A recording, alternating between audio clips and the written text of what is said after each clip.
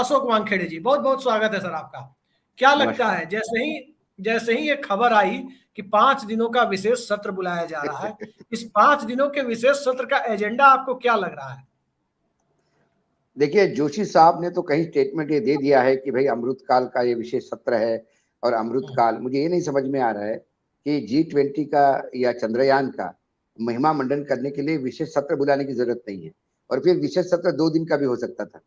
ये जो पूरे एक सप्ताह का विशेष सत्र है, 11 तारीख को मतलब 18 तारीख को बुलाएंगे मंडे के दिन, और 22 तारीख सैटरडे तक चलेगा ये। तो इसके मायने हैं, मुझे लगता है ये सारे बिल क्लियर करने की जल्दी है। और ये बिल क्लियर करने की इतनी जल्दी क्यों मची है? और जो आप ये खास तौर पे कह रहे हैं कि यदि तुरंत चुनाव घोषित हो जाए, क्योंकि हाउस डिसॉल्व करने के लिए कैबिनेट की जरूरत होती है, उसके लिए संसद सत्र बुलाने की जरूरत नहीं है। लेकिन चुनाव आयोग के जो खर्चे होते हैं उसका प्रोविजन किसी बजट में अभी है नहीं। और यदि रेगुलर चुनाव होंगे तो फरवरी में जो बजट आएगा उस बजट में, या जनवरी में जो बजट आएगा तो उस बजट में, या जो अगला सत्र आएगा, रेगुलर सत्र आएगा, उसमें एक्स्ट्रा ग्रांट्स भी मांगी जा सकती है चुनाव को देखते हुए। और इस बार चुनाव आयोग के खर्चे भी बढ़ गए हैं, 10,000 करोड़ के आसपास हो गए। तो मुझे लगता है कि या तो इनको दिसंबर में चुनाव लेना होगा, तो उसके पहले कोई इनको लगता है कि आचार संहिता चालू हो जाएगी, तो फिर यदि दिसंबर में चुनाव शुरू होगा तो उसके 3 महीने तो अब, या सत्र के बाद तुरंत यदि लोकसभा में डिसॉल्व करते हैं तो 3 महीने तो ये जनवरी के फर्स्ट वीक तक जा सकता है चुनाव। ऐसे में ये जनवरी का सेकंड वीक तक, ऐसे में फिर आपके पास उस सेशन के लिए जगह नहीं है, क्योंकि सदन बर्खास्त करने के बाद सेशन कहाँ से लगेगा? तो क्या ये चुनाव आयोग के लिए एक्स्ट्रा पैसा जो लगेगा वो ग्रांट करने के लिए कोई फाइनेंस बिल आ रहा है? ये जो 2-3 बिलों के आपने नाम लिए, इन 3 बिलों की इतनी जल्दी नहीं है कि आप नवंबर के विंटर सेशन की भी इंतजार कर सकते हैं। या कोई ऐसा नया बिल आपने प्लान किया, वो बिल भी एक 5-7 दिन के चर्चा में, क्योंकि कोई नया बिल आता है तो उसका पहले एक नोट जाता है, उसके बाद वो स्टैंडिंग कमेटी में जाता है, कई चीजें होती है, इतनी जल्दी नहीं आता। तो ये तमाम चीजें मुझे लगता है कहीं ना कहीं कुछ ना कुछ प्रीपोन ऑफ इलेक्शन, चुनाव पहले करवाने का जो एक लगातार विपक्ष भी कह रहा है, और बीजेपी का एक धड़ा भी इसमें है कि भाई जल्दी कर जाए, तो इन 5 राज्यों के चुनाव यदि हार भी जाते हैं तो उसके बाद 2024 का चुनाव और मुश्किल हो जाएगा। इसी के बीच में आज एक आपको याद दिलाऊं, आज एक सर्वे आया है। उस सर्वे ने सबसे पॉपुलर 8, मतलब 10 में से 8 लोगों ने कहा कि मोदी जी सबसे पॉपुलर देश में है। तो मोदी जी का परसेंटेज 70 to 80% बता दिया है। ये सर्वे आना, उसके बाद ये सत्र लाना, और ये सत्र तुरंत G20 के बाद, G20 11 को खत्म हो जाएगी, मतलब 10 को खत्म हो रही है, 11 तक सारे मेहमान चले जाएंगे। एक सप्ताह के बाद तुरंत यदि ये आता है तो मुझे लगता है कहीं ना कहीं ये प्रीपोनमेंट ऑफ इलेक्शन है लोकसभा का। एक आशंका मुझे जोरदार लगती है इसमें, और कोई बड़ा मोटा मोटा कारण दिखता नहीं मुझे नहीं, इसमें। यही ये सवाल उठता है सर कि आखिर लोकसभा चुनाव को 5 महीने पहले कराने की, 5 या 6 महीने पहले कराने की हड़बड़ी क्यों है? आखिर सरकार क्यों नहीं चाहती है कि सही नियत समय पे चुनाव हो? 2 बातें हैं इसमें। सरकार, मतलब सत्ता पक्ष जो है वो हिमाचल, दिल्ली और कर्नाटक की बड़ी हार के बाद थोड़ा बैकफुट पे आया है। ये बात अंदरूनी अंदर एक छुटपुट चर्चाएं हो रही है, कानाफूसी हो रही है कि मोदी जी का नाम वो नहीं रह गया, या ब्रांड वो नहीं रह गया कि जो चल जाए। इवन ऑर्गेनाइजर ने तक के लिख दिया कि अब मतलब हिंदुत्व और मोदी जी, ये दोनों कार्ड अब नाकाम होते दिखाई दे रहे हैं, खासकर कर्नाटक के नतीजों के बाद। उसके बाद जो 5 राज्यों के चुनाव है, मिजोरम में जो चुनाव है उसमें तो मुझे लगता है कि वो कुकीज और मतलब जो मणिपुर का जो इम्पैक्ट है वो मिजोरम में बीजेपी को बहुत लॉस देगा।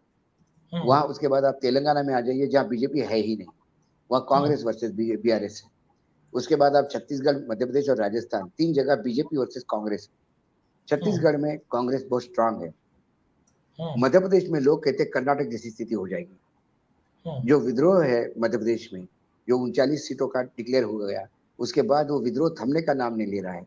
इतनी हालत बुरी है पार्टी की कि अब उनको जाति जाति सरकार को भी एक्सपांशन करके 3 लोगों को कैबिनेट में लेना पड़ा। ये सारा इस बात को इंडिकेट करता है कि आप मध्य प्रदेश में हालत बहुत बुरी है। और फिर राजस्थान में जो पार्टी अंदर डिवाइडेड है, वो कांग्रेस को एज दे रही है।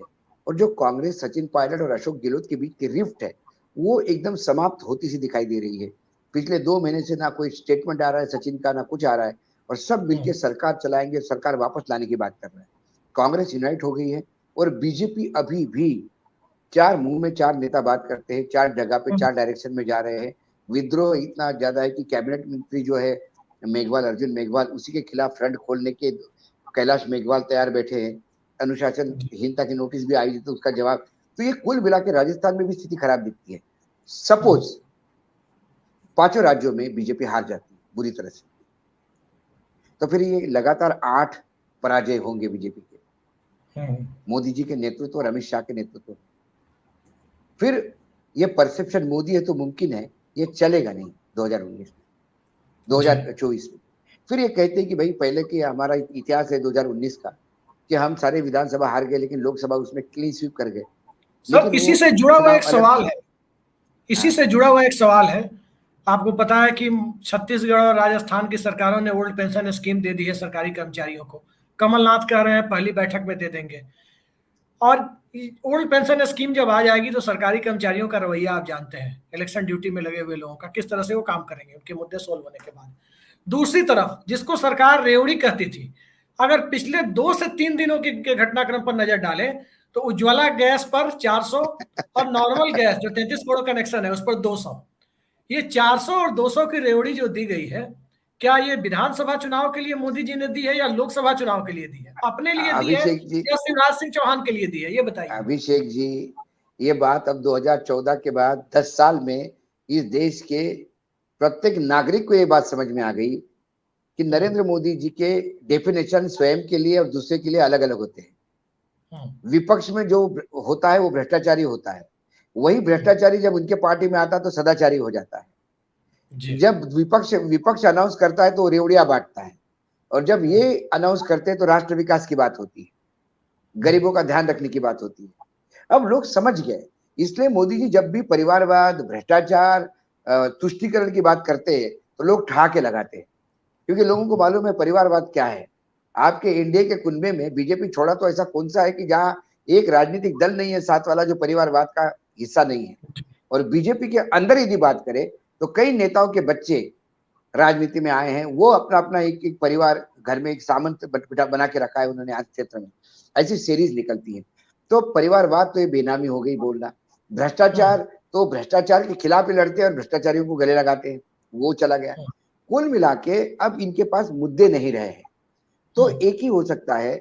अच्छा, दूसरी बात जो मैं कह रहा था कि पिछले 2019 में जो क्लीन स्वीप इसलिए किया था क्योंकि कांग्रेस बहुत कमजोर थी।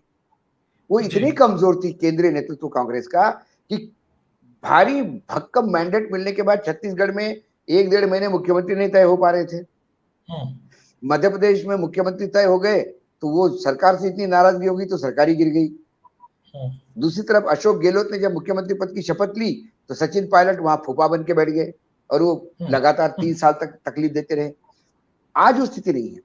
आज जो स्थिति पहले कांग्रेस की थी 2019 में, वो बीजेपी की हो गई है संगठन के लेवल पे, और कांग्रेस एक मजबूत ताकत के साथ उभरी है। कर्नाटक में देखिए आप, सारे विवाद खत्म हो गए। मध्य प्रदेश में देखिए सारे विवाद खत्म हो गए। आप देखिए राजस्थान में सारे विवाद खत्म हो गए, आपसी और एकजुट होकर लड़ रहे हैं। राहुल गांधी का नेतृत्व उभरना, उसके बाद कांग्रेस का एकजुट होना, एंटी इनकम्बेंसी, ऐसे कई फैक्टर है कि इन 5 राज्यों में बहुत मुश्किल देख रहा है बीजेपी का आना। यदि बीजेपी 8 लगातार हारती है तो फिर वो सपना नहीं कर सकती। अच्छा, एक मेजर काम जो कांग्रेस ने किया इस बार, कर्नाटक में सत्ता आते से ही उन्होंने तुरंत जो 5 वादे थे उनको इम्प्लीमेंट करवाए 2-3 महीने के अंदर। तो वो बोलते हैं कि हम जो बोलते हैं वो करके दिखाते हैं। यदि वही होगा तो जो मतदाता ये सोचता है कि कांग्रेस सिर्फ घोषणा पत्र में बात करता है, करेगा नहीं, वो ऐसा होगा नहीं। कर्नाटक में करके दिखाया, हमको एक बार लाओ, हम यहाँ पे भी करेंगे। छत्तीसगढ़ में तो बघेल ने एक लाइन से बिल्कुल लड़ लगा दी है, रोज कुछ ना कुछ अनाउंस करते हैं, इसको ये दो, उसको वो दो, और इतना जो बांटा है तो उससे तो वहां की जनता परेशान है। अशोक गहलोत ने भी तिजोरी खोल दी है पूरी जनता के लिए, वहां पे भी बेनिफिशियरीज का एक बहुत बड़ा ग्रुप है उनके साथ। कुल मिला के बीजेपी को 5 राज्यों की स्थिति बहुत खराब दिख रही है, और इस 5 राज्यों का ठिकरा किस पे फुटेगा? मोदी के नाम पर राज्य भी निकालना चाहते हैं। मोदी जी के नाम, मोदी जी के नाम पे, क्योंकि ये बार बार कह रहे हैं कि हम कैंडिडेट घोषित नहीं करेंगे, मोदी जी का नाम उपयोग करेंगे। जब मोदी जी का नाम उपयोग करोगे तो जीत मोदी जी की, तो हार भी मोदी जी की होगी। जी।